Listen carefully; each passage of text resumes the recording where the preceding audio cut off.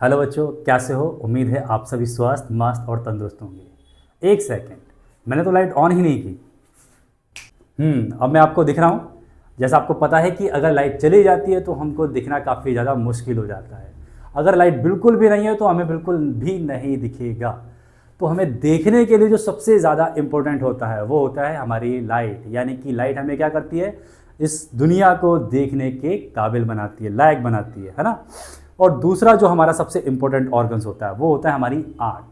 अगर आँख नहीं है, लाइट है, तो भी हमारे लिए क्या होगी? हमारी लाइफ एकदम ब्लैक एंड वाइट सी हो जाएगी। तो दुनिया के जो भी रंग हैं, कलरफुल इवेंट्स हैं, वो सारे के सारे कब पॉसिबल होते हैं? जब हमें लाइट और हमारी आई दोनों प्रॉपरली वर्क कर रही हो। तो पिछले चैप्टर के अंदर हमने पढ़ा था इंपॉर्टेंस ऑफ द लाइट, कि लाइट का क्या रोल है हमारी लाइफ के अंदर और कौन कौन सी प्रॉपर्टीज़ उसके अंदर शो होती है। ये जो अगला चैप्टर है इसके अंदर हम क्या डिस्कस करने वाले हैं? हमारा second part, human I and the colourful world. तो जैसे कि इसके चैप्टर के नाम में ही दे रखा है कलरफुल वर्ल्ड, क्योंकि अगर आई नहीं है तो हमारे लिए जो लाइफ है वो एकदम कैसी रहेगी? ब्लैक एंड वाइट हो जाएगी। दुनिया के जितने भी रंग है, जितने भी कलरफुल इवेंट्स होते हैं, वो हमें कौन मदद कर रहा है देखने के लिए? हमारी आँख, ह्यूमन आई।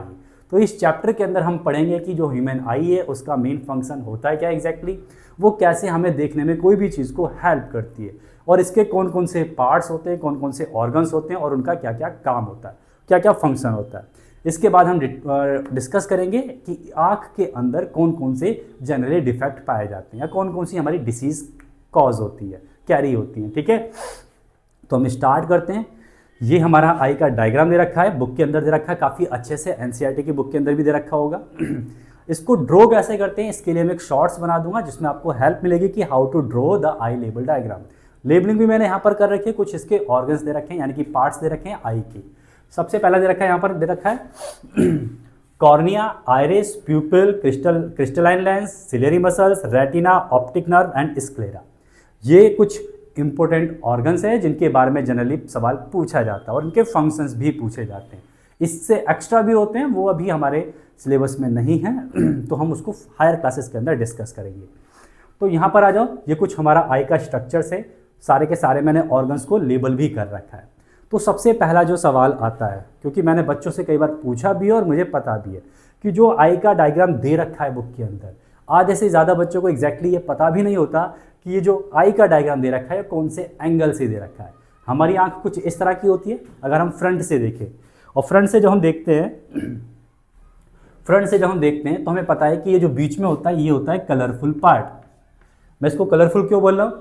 क्योंकि ज़रूरी नहीं है कि सब बच्चों का ये ब्लैक हो, कुछ बच्चों का ब्लू भी होता है, कुछ का ये ब्राउन भी होता है। ठीक है, हमारे क्लास में कुछ बच्चे हैं ऐसे जिनका आई का कलरफुल पार्ट कैसा है? ब्लू है या ब्राउन भी है। आपके आसपास भी होंगे, हो सकता है आपकी भी हो। और ये जो साइड वाला पार्ट होता है ये कैसा होता है? एकदम वाइट। ठीक, तो जब हम आँख को सामने से देखते हैं तो क्या ये सामने वाले एंगल से फोटो ली गई है या फिर ये साइड वाले एंगल से फोटो ली गई है? ठीक है, तो हम इसको समझने के लिए छोटा सा डेमो करते हैं, तब आपको समझ में आएगा कि एग्जैक्टली में ये आई का स्ट्रक्चर्स कैसे ड्रॉ किया गया है और किस तरह से फंक्शंस करते हैं। अब आई के स्ट्रक्चर्स को समझने के लिए सिर्फ 5 मिनट जरा ध्यान से इस वीडियो को देखना।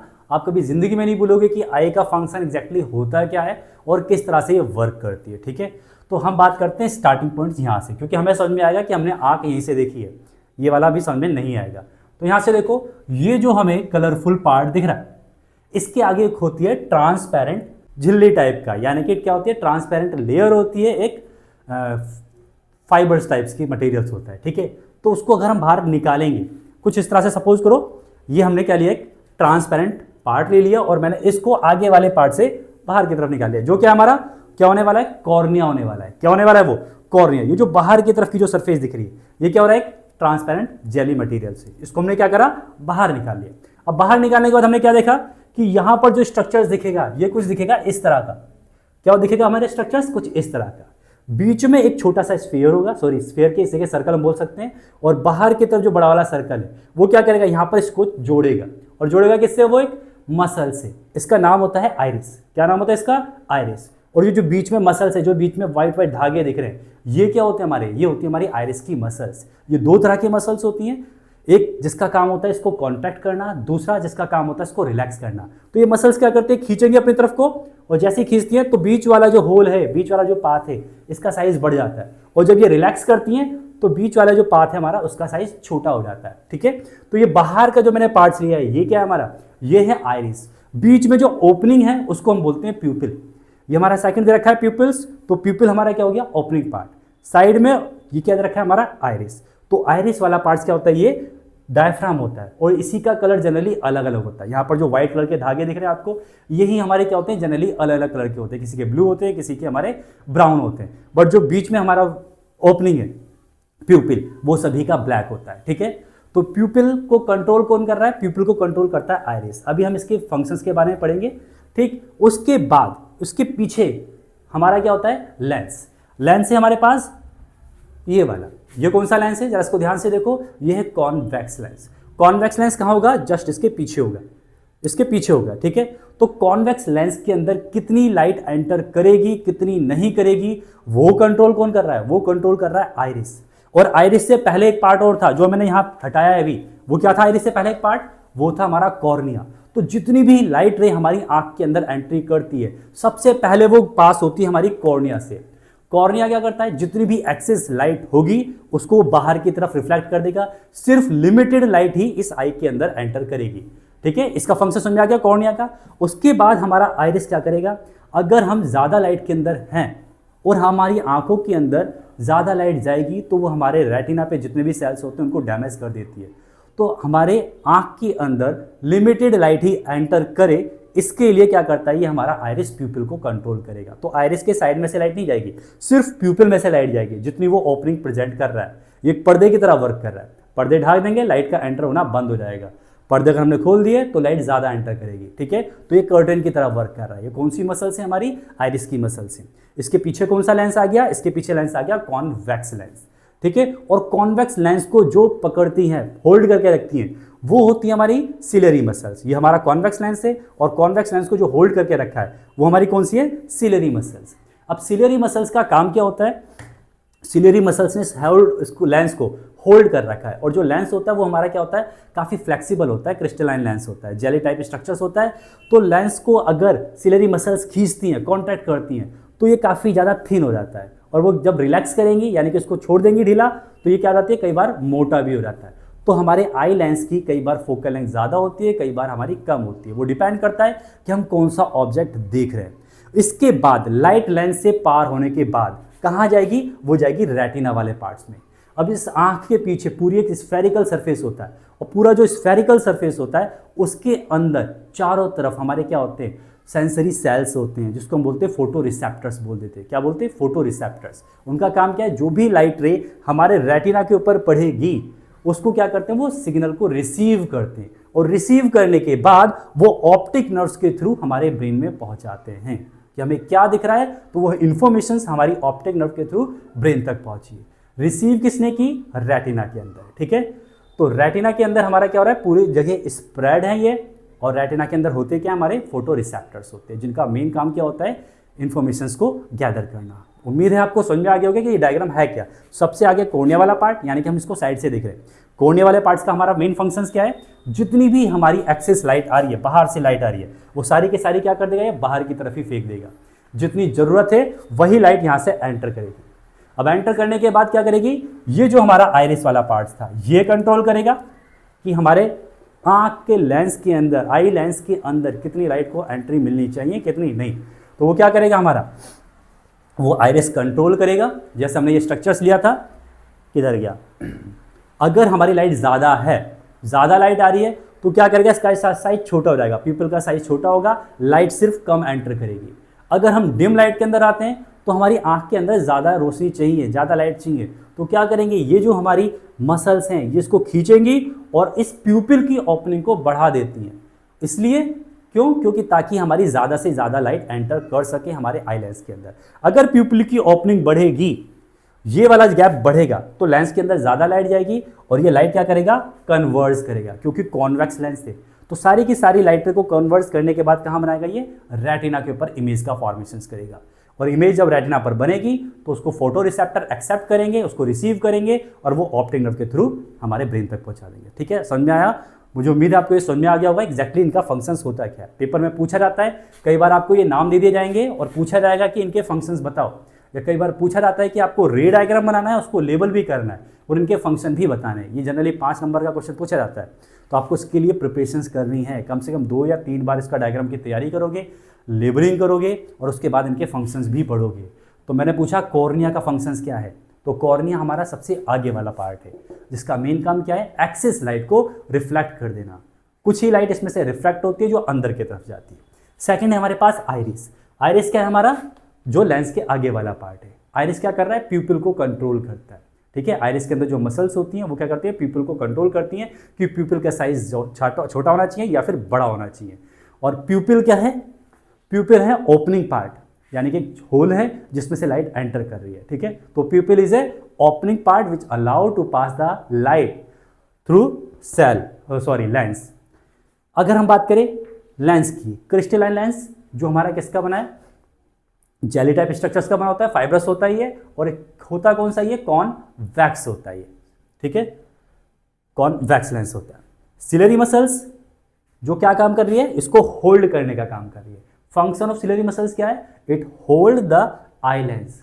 और क्या करती है ये लेंस को मोटा और पतला कर देती है, यानी कि इलोंगेटेड कर देती है। या तो उसका कर्वेचर बढ़ा देंगी या उसका कर्वेचर घटा देंगी, और वो डिपेंड करता है कि हम ऑब्जेक्ट कौन सा देख रहे हैं। कई बार हम बहुत दूर का ऑब्जेक्ट देख रहे होते हैं तो क्या करेंगी, वो उस लेंस को पतला कर देंगी ताकि हमारी फोकल लेंथ बढ़ जाए और उस ऑब्जेक्ट को हम साफ से देख सकें। और अगर हम पास का ऑब्जेक्ट देखते हैं तो क्या करती है, वो लेंस को थोड़ा सा मोटा कर देंगे, उसका कर्वेचर बढ़ा देंगी। मोटा लेंस हो गया, उसकी फोकल लेंथ कम हो जाती है, तो हमें पास का ऑब्जेक्ट भी साफ दिखता है। तो ये काम किसका है, सिलरी मसल्स का। इसी को हम बोलते हैं power of accommodation. Power of accommodation क्या होता है, सिलरी मसल्स का जो फंक्शंस होता है, वो अभी अगला टॉपिक है, उसको भी हम डिस्कस करते हैं। रेटिना क्या है, एक सरफेस है, कर्टेन की तरह वर्क कर रही है, पर्दे की तरह वर्क कर रही है, जिसके ऊपर क्या हो रहा है, इमेज का फॉर्मेशन हो रहा है। उसके बाद हम बात करते हैं ऑप्टिकल नर्व। तो ऑप्टिकल नर्व क्या है, जो हमारे सिग्नल्स को रिसीव करेगी और वो कहाँ पर भेज देगी, इसको हमारे ब्रेन के पास। स्क्लेरा, ये हमारा व्हाइट वाला पार्ट होता है, ये जितना भी बाहर व्हाइट वाला पार्ट है ये हमारा स्क्लेरा। ठीक है, हाँ, अब आपको एक चीज़ और याद रखनी है कि जो हमारा रेटिना होता है, रेटिना के अंदर हमारे फोटो रिसेप्टर्स होते हैं, वो होते हैं 2 तरह के। कौन से होते हैं ना, हाँ, अगर हम बात करें रेटिना के अंदर, तो रेटिना के अंदर हमारे 2 तरह के फोटो रिसेप्टर्स होते हैं। एक होते हैं रोड्स, सेकंड होते हैं हमारे कोन्स।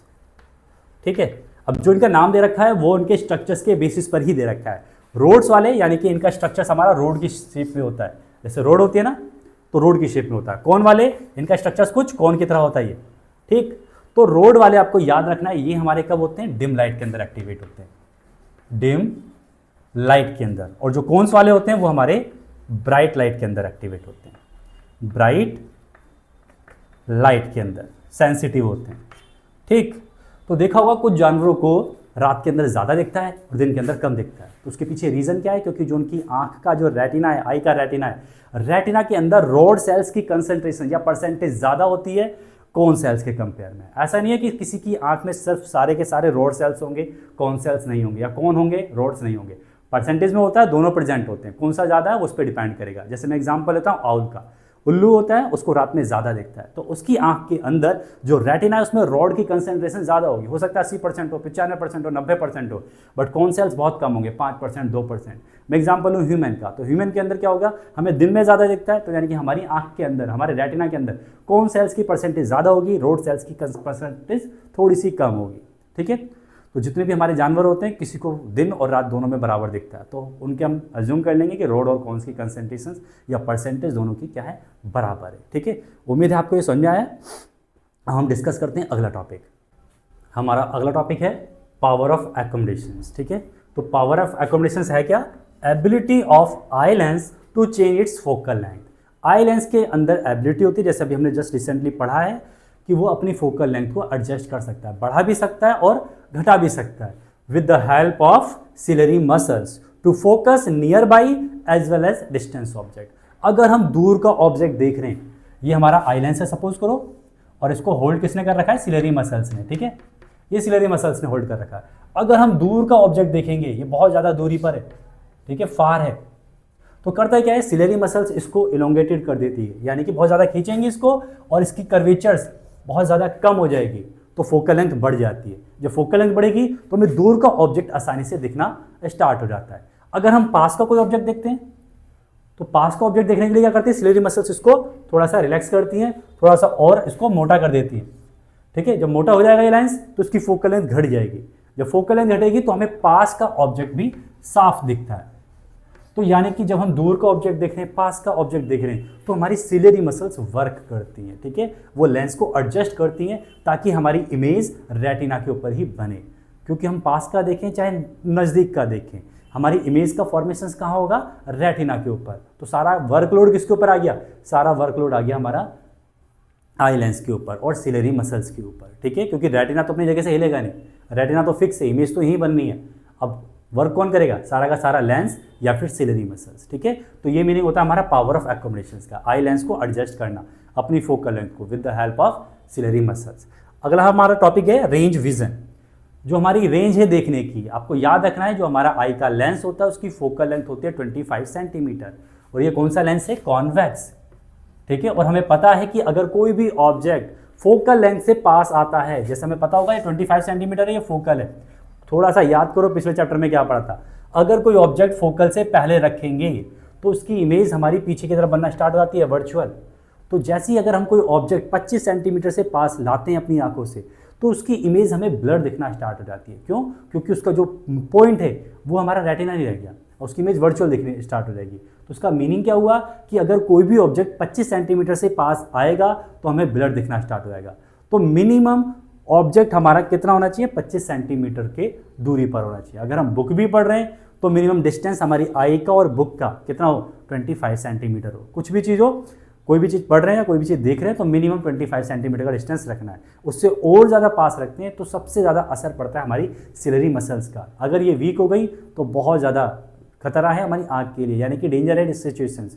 सिलेरी मसल्स वीक होने का मतलब आई वीक हो गई, चश्मा लगना स्टार्ट हो जाएगा। ठीक है, तो इस चीज़ का ध्यान रखना है। तो ज़्यादा पास से नहीं देख करके पढ़ना। और कुछ बच्चे मैंने देखे बहुत ज़्यादा पास से पढ़ते हैं और कई घंटों तक पढ़ते हैं, तो सारा वर्कलोड किस पे पड़ रहा है, उनकी सिलेरी मसल्स पे। वो वीक हो जाएंगी तो उनका हमारा जो लेंस है, उनका जो लेंस है उसकी डिस्टेंस क्या रहेगी, फिक्स हो जाएगी, तो उनको दूर का दिखना बंद हो जाएगा। तो ये अगर आपको अपनी आँखों की सुरक्षा करनी है, केयर करनी है, तो आपको इतना ध्यान रखना होगा, मिनिमम 25 सेंटीमीटर का डिस्टेंस रखना है। बात करते हैं सेकंड फार पॉइंट की। तो हम मैक्सिमम कितना ले सकते हैं, वो हमारा पॉइंट हो गया इन्फिनिटी। इसकी कोई लिमिट नहीं है क्योंकि हमें तारे भी दिखते हैं, सूरज भी दिख रहा है, बादल भी दिख रहा है, और उनका डिस्टेंस कितना है, बहुत ज़्यादा डिस्टेंस है। तो हमारा फार पॉइंट कितना हो गया, इन्फिनिटी हो गया। ठीक है, ये जनरली एमसीक्यू के अंदर या फिर एक नंबर के सवाल पूछे जाते हैं। हाँ, हमारा अगला टॉपिक है defect of vision and their correctness.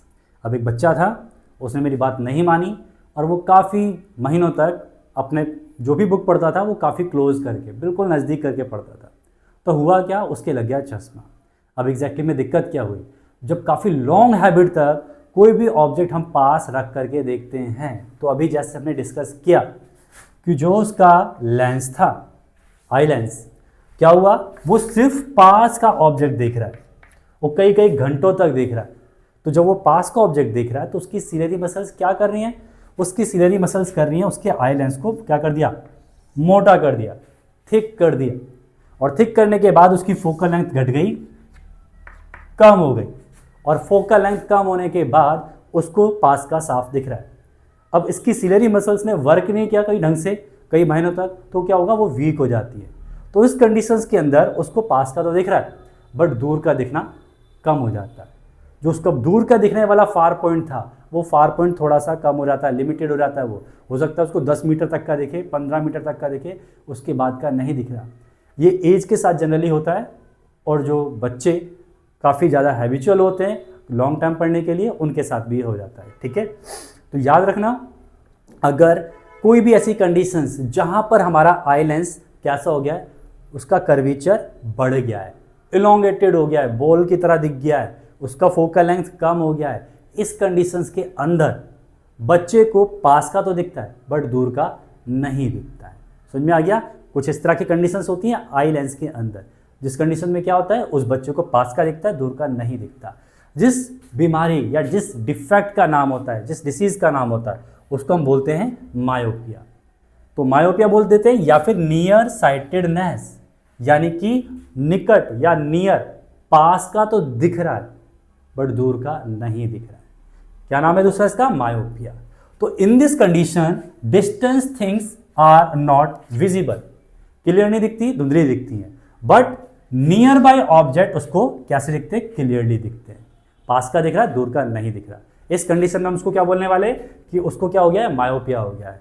और दूसरा नाम क्या है उसका, नियर साइटेडनेस।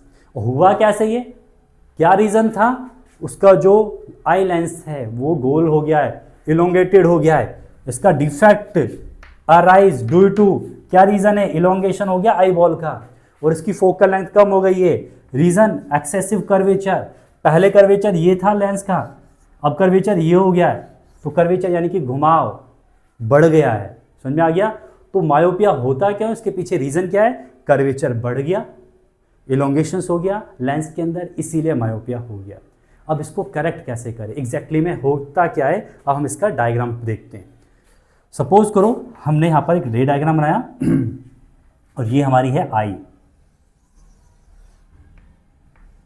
थोड़ा सा गंदा बना है बट एज्यूम कर लो ये हमारा लेंस है, ठीक है। और कोई ऑब्जेक्ट रखा हुआ है यहाँ पर, ये ऑब्जेक्ट है, कंडीशन हमारी नॉर्मल है ये, ठीक है। ऑब्जेक्ट है हमारा यहाँ पर ए पॉइंट, और इससे क्या गई, लाइटें गई हैं, और हमारी लाइटें कहाँ जाएगी, सीधा रेटिना पर जाकर के मिल जाएंगी। ये लाइटें गई है तो ये जाकर कहाँ मिल रही है, रेटिना पर मिल रही है। ये कौन सी कंडीशन है अभी, ए कंडीशन है, नॉर्मल आई है, नॉर्मल आई है, ठीक है। और ये जो ऑब्जेक्ट रखा है ये हमने कहाँ रखा है, फार रखा है, दूरी पर रखा है, बहुत दूर रखा है, क्योंकि यही वाली बीमारी पड़ रही है हम, दूर का ऑब्जेक्ट नहीं दिख रहा उसको, तो ऑब्जेक्ट दूर है। नॉर्मल आई के अंदर क्या होगा कि दूर वाले ऑब्जेक्ट का भी जो इमेज फॉर्मेशन होगा वो रेटिना के ऊपर बनेगा, ठीक है। अब हम देखते हैं कि जो आई जिसके अंदर कौन सा डिफेक्ट है, मायोपिया वाला डिफेक्ट है, यहां पर बनाते हैं हम बी वाला। अब ये वाली जो आंख है इसके अंदर डिफेक्ट है, और डिफेक्ट कौन सा है यहां पर, मायोपिया। ये ऑब्जेक्ट है हमारा, ये भी बहुत फार है, बहुत दूरी पर ही है, तो दूरी का ऑब्जेक्ट उसको दिख नहीं रहा। क्यों नहीं दिख रहा, क्योंकि ये जो उसकी लाइटें हैं, लाइटें गई, और लाइटें क्या हो गई, पहले ही कन्वर्ज हो गई है। पहले कन्वर्ज क्यों हुई है, क्योंकि लेंस हो गया मोटा, फोकल लेंथ हो गई इसकी कम, तो जो रेटिना पर होनी चाहिए थी कन्वर्ज, वो रेटिना से पहले हो गई है, समझ में आ गया। तो रेटिना से पहले कन्वर्ज होने का मीनिंग क्या हुआ कि हमारा जो इमेज का फॉर्मेशन है वो साफ नहीं हो रहा, यानी कि हमें साफ नहीं दिख रहा, तो दूर का ऑब्जेक्ट हमें नहीं दिख रहा। तो ये कैसी है, डिफेक्टेड आई है। ये कैसा डायग्राम हो गया, डिफेक्टेड आई का, और कौन सा, मायोपिया वाली। ये हमारा बी डायग्राम हो गया, मायोपिक डिफेक्टेड आई, डिफेक्टेड आई। तो कैसी आई है ये, मायोपिक डिफेक्टेड आई। अब इसको करेक्ट कैसे करेंगे, कौन सा लेंस करेक्ट करने के लिए यूज करेंगे, मैं इसको इरेज करता हूँ, फिर हम इसको करेक्ट करके देखते हैं। हाँ, अब बात आती है इसके करेक्शंस की, ठीक है। तो यहाँ पर मैंने लिया, वही आई ले लिया हमने मायोपिक, ये आई का लेंस हो गया, ठीक है। ये हमारा ऑब्जेक्ट है, और जो हमें पता है कि अगर ऑब्जेक्ट को हम देखेंगे, ऑब्जेक्ट कहाँ है हमारा, फार पे है, ठीक है, फार डिस्टेंस है, और ऑब्जेक्ट हमारा पॉइंट ए है, तो ये क्या करेंगी, लाइट रे पहले ही मिल जाएंगी। ये डिफेक्ट हो रहा था, अभी तक हमने ये पढ़ा। अब हम इसको करेक्ट कैसे कर सकते हैं, कौन सा लेंस लगाएंगे। अगर मैंने यहाँ पर सपोज करो कॉन्वेक्स लगा दिया, तो कॉन्वेक्स लगाने के बाद जो भी लाइट कॉन्वेक्स पे जाएंगी वो पहले से और कन्वर्ज हो जाएंगी, और नज़दीक पहुँचेंगी तो ये और कन्वर्ज हो जाएगा, पहले ही हमारा क्या होगा, लाइट रे मिल जाएंगी, फोकस जो इसकी इमेज फॉर्मेशन होगी वो रेटिना पर नहीं बनेगी। तो हम करते क्या है, यहाँ पर हम लेते हैं कॉनकेव लेंस। कौन सा लेंस लेते हैं, कॉनकेव लेंस लिया। जैसे ही हमने कॉनकेव लेंस लिया, ये जो लाइट रे आ रही थी अब ये ऐसे जाती, जैसे ही हमने लगाया तो क्या हुआ, इनकी डायरेक्शंस बदल गई। अब इस लाइट रे को क्या कर दिया, इसने डाइवर्स कर दिया। ये लाइटें चली गई ऊपर की तरफ, ये लाइटें चली गई नीचे की तरफ, समझ में आ गया। ये कौन सा हमारा कॉनकेव लेंस, और कॉनकेव लेंस ने क्या करा, इन लाइट रे को डाइवर्स कर दिया। अब जो दूर फैल गई, अब दूर फैलने के बाद क्या करेंगी, अब कॉन्वेक्स लेंस में आ गई है। अब कॉन्वेक्स लेंस का काम क्या होता है, कन्वर्ज कर देना। जब इसको कन्वर्ज करेंगी तो कन्वर्ज होने का काम कहां पर होगा, हमारा रेटिना के ऊपर होगा, ठीक। तो मायोपिया अगर किसी को हो रखा है, जिसको दूर का नहीं दिख रहा है, तो उसके आंखों में जो चश्मा लगा है, जो सेट्स लगे हैं, वो स्पेक्टिकल कौन से हैं, कॉनकेव लेंस के हैं, ठीक है। वो डिपेंड करता है कि उसकी आई में कितना डिफेक्ट है। किसी को ये ज़्यादा हो जाता है, किसी को ये कम हो जाता है, किसी की मसल्स वीक हो जाती है ज़्यादा, किसी की कम होती है। इसीलिए ये जो हमारे पास लेंस यूज़ किए जाते हैं, ये अलग अलग डायोप्टर के यूज़ किए जाते हैं। किसी का 1 होता है, किसी का 1.5 है, किसी का 2 है, किसी का 3 है, और ये इसका जो डायोप्टर की रेटिंग आती है वो माइनस की होती है, पॉजिटिव की होती है, तो इसकी माइनस की होती है। ठीक है, तो बोलते हैं ना -1.5 है या -2 है, तो मतलब कौन सा लेंस लगा है, कॉनकेव लेंस लगा हुआ है। ठीक है, तो हम कैसे करेक्ट करेंगे, इस तरह से करेक्ट करेंगे उस लेंस, उस डिसीज़ को, उस डिफेक्ट को। ठीक है, उम्मीद है आपको समझ आ गया होगा ये। अब हम पढ़ते हैं अगला डिफेक्ट। हमारा अगला डिफेक्ट है हाइपरमेट्रोपिया। अब इसके अंदर होता क्या है, ये कैसी कंडीशन है, nearby object are not clearly visible. अब पास का नहीं दिख रहा है but far object can see clearly. जैसे जैसे उम्र बढ़ती है तो सिलरी मसल्स वीक होती हैं और होता है क्या है, उस कंडीशंस के अंदर पास का ऑब्जेक्ट नहीं दिखता, दूर का ऑब्जेक्ट दिखता रहता है। ठीक है, ये भी जनरली कंडीशंस होती है। तो इस कंडीशंस के अंदर है क्या, सेम जो हमारा आई लेंस है। अगर हमें ऑब्जेक्ट कौन सा नहीं दिख रहा, पास का नहीं दिख रहा बट दूर का दिख रहा है। अब दूर का हमें ऑब्जेक्ट दिख रहा है, उसका मतलब क्या हुआ, उसकी फोकल लेंथ दूर है। ये जो हमारी सिलेरी मसल्स थी ये कैसी है हमारी, ये काफ़ी ज़्यादा रिलैक्स है। कैसी है, काफ़ी ज़्यादा रिलैक्स है। और बहुत जो इसका हमारा फोकल पॉइंट है वो काफ़ी ज़्यादा क्या है, दूरी पर है। सारी लाइटें गई हैं फोकल लेंथ पर जाकर के क्या हो गई हैं, मिल रही हैं। तो लेंस हमारा कैसा है, काफ़ी ज़्यादा थिन है, तभी क्या होगा, इसका फोकल लेंथ काफ़ी ज़्यादा दूर होगी। अगर लेंस हमारा थिन है, फोकल लेंथ इसकी दूर है, तभी हमें क्या होगा, ऑब्जेक्ट दूर का दिखाई देगा, पास का धुंधला दिखाई देगा। पास का धुंधला क्यों दिखाई देगा, क्योंकि अब ये क्या कर रहा है, लेंस अपने कर्वेचर को चेंज नहीं कर पा रहा है।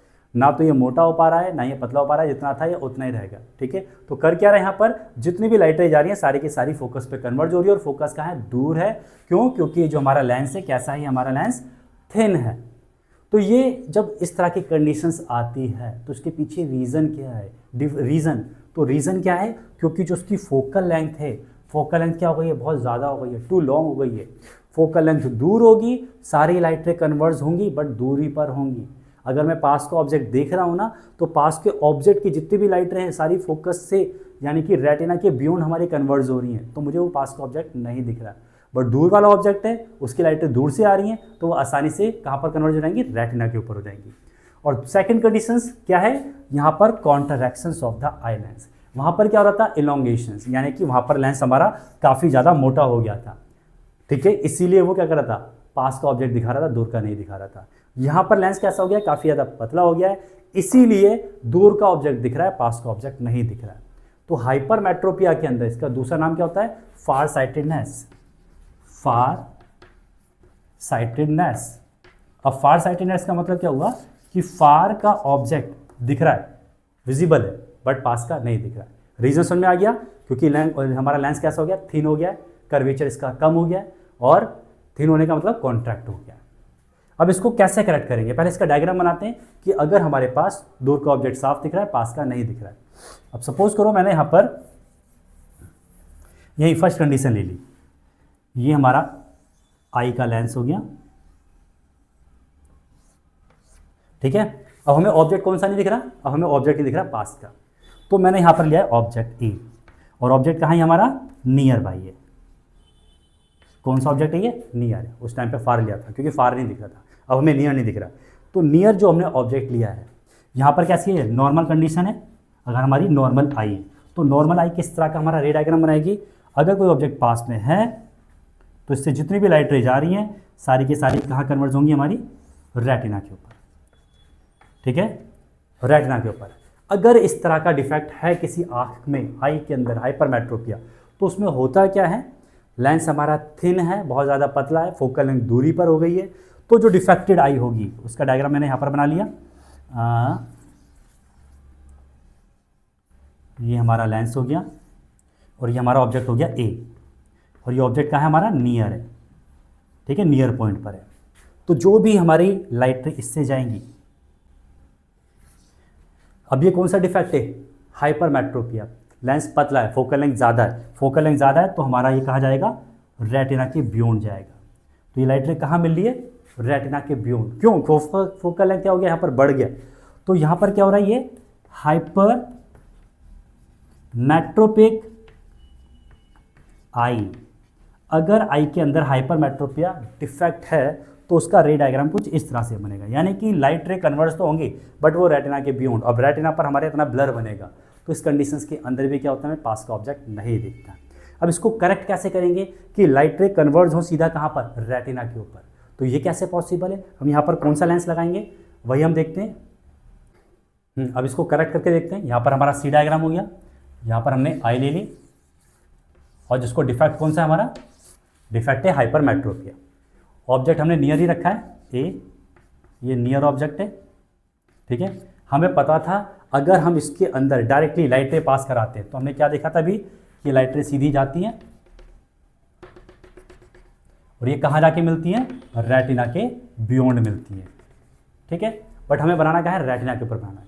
अगर मैंने यहाँ पर कॉनकेव लेंस ले लिया तो क्या करेगा, वो लाइट रे को और फैला देगा, और दूरी पे जाएंगी तो वो हो सकता है और दूर जा करके मिले। तो यहाँ पर हम कॉनकेव नहीं यूज़ करते, क्या करते, कॉन्वेक्स, क्योंकि हमें लाइट को पहले कन्वर्ट करना है। अगर हमने कॉन्वेक्स यूज़ किया तो वो लाइट को कन्वर्ट करने में हेल्प करेगा। तो मैंने क्या करा, यहाँ पर एक कॉनकेव लेंस और ले लिया। तो जितनी भी लाइट रे ये गई, ये वाली जो गई है, ये क्या होंगी, लाइट रे और कन्वर्ज होंगी, ठीक है। ये क्या हुई, लाइट रे कन्वर्ज हुई है, और कन्वर्ज बाहर वाली लेंस ने करी है। और कन्वर्ज होने के बाद ये और ज़्यादा कन्वर्ज होने के बाद ये आंख वाला लेंस क्या करेगा, इसको फिर से कन्वर्ज करेगा, और इमेज का फॉर्मेशन कहाँ होगा, आपकी रेटिना के ऊपर होगा।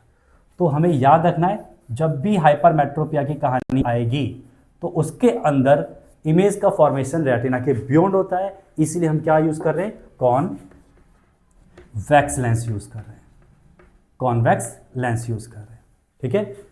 तो ये करेक्शंस हो गया हमारा। ये तीनों डायग्राम आपको बनाने को पूछे जाते हैं। आपको पूछा जाएगा हाइपरमेट्रोपिया क्या होता है, उसकी डेफिनेशन लिखो, उसके रीज़न लिखो कि ये क्यों हुआ, और उसको करेक्ट करके दिखाओ। तो ये जनरली 3 नंबर या 5 नंबर का सवाल पूछा जाता है।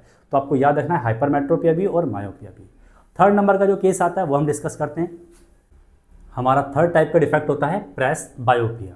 अब ये प्रेस बायोपिया एग्जैक्टली होता क्या है, it decrease the power of accommodation of the eye due to ageing. जैसे जैसे एज बढ़ती है वैसे वैसे हमारी मसल्स धीरे धीरे क्या होती है, वीक हो जाती है, कमज़ोर हो जाती हैं। आई की भी होती है, हमारी पूरी बॉडी की भी मसल्स क्या होती है, कमज़ोर हो जाती हैं, ठीक है। तो एक टाइम के बाद जब आई की जो सिलरी मसल्स हैं वो वीक हो गई हैं तो उन्होंने काम करना बहुत कम कर दिया है, यानी कि वो अब आई लेंस की फोकल लेंथ को एडजस्ट नहीं कर पा रही हैं। तो होता है क्या इस कंडीशंस के अंदर, जो आई लेंस की फोकल लेंथ है वो फिक्स हो जाती है। फिक्स का मतलब एक सर्टेन दूरी तक ही वो क्या करती हैं, उस ऑब्जेक्ट को देखने में, किसी ऑब्जेक्ट को देखने में हेल्प करती हैं। तो उस कंडीशंस के अंदर ज़्यादा दूर का भी ऑब्जेक्ट हमें नहीं नज़र आता साफ, ज़्यादा पास का भी ऑब्जेक्ट हमें साफ नज़र नहीं आता। तो इस तरह की कंडीशंस क्या कहलाती है, प्रेस बायोपिया।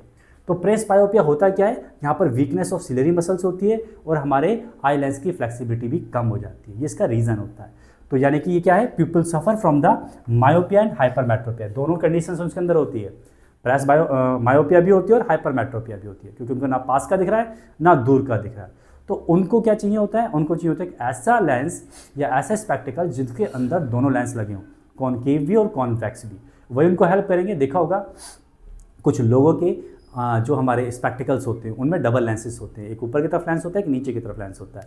तो ऊपर वाला जो लेंस होता है वो दूर का ऑब्जेक्ट देखने के लिए यूज़ करते हैं, और जो नीचे की तरफ का जो लेंस होता है वो स्फेरिकल सरफेस के अंदर, देखा होगा तुमने कर्व की फॉर्म में, वो कौन सा होता है हमारे, याद रखना, बॉटम पे हम यूज़ करते हैं कॉन्वेक्स और टॉप पर हम यूज़ करते हैं कॉनकेव।